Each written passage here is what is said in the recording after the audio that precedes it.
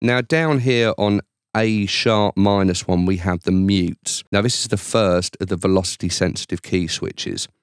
Now here's how this works.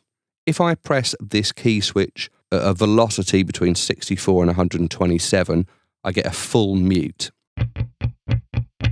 Now you get these mutes by resting probably 2 or more fingers on the string, so it covers quite a wide area, and you get a very dead mute. And these are often used to add ghost notes into a riff. So here's a little example of that.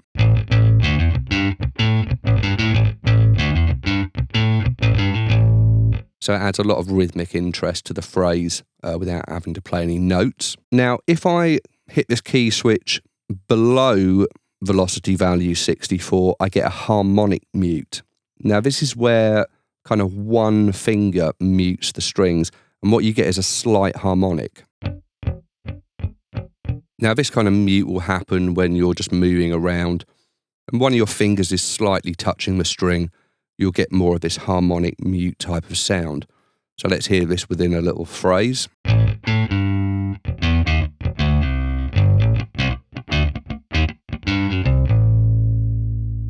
Again, really realistic. So you can choose between these full mutes and these little harmonic mutes and just dot them into your phrases where you think there's a grace note or something, and you'll get a lot of realism. Now, whenever you activate the mute key switch, it doesn't matter which one you're choosing, at velocity values 15 and below, you will actually get harmonics. So if I activate the mute key switch here and play very softly, you can hear those harmonics there. Now, the harmonics relate to the actual fret they're being played on. You don't get the harmonic of the actual note you're playing. It's all about fret number. And you can hear this if I go up. I'll force this all onto the E string, and I'll just move up the E string, and you can see what I mean.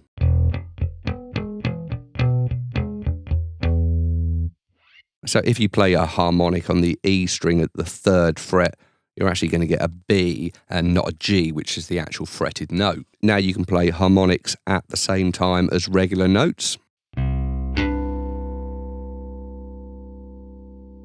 to get some really nice sort of harmonic chord things going. So if you're not familiar with how the harmonics, or where the harmonics are on a fretboard, you can just use the 4th string or the player position. Just have a little dig around, see if you can find the harmonics you want. Now up here on A sharp 0, we have this thing, pickups. Now the pickup string clap is where the player is just striking all the strings. It's kind of a rhythmic thing. Now this key switch is also velocity sensitive. So at the higher velocities, you get this string kind of clap. And at lower velocities, you get a little bit of fret noise. Now, these string strikes or pickups are useful, and bass players tend to use this when they're trying to keep time. Sort of they'll be playing this on the snare. Here's a little example.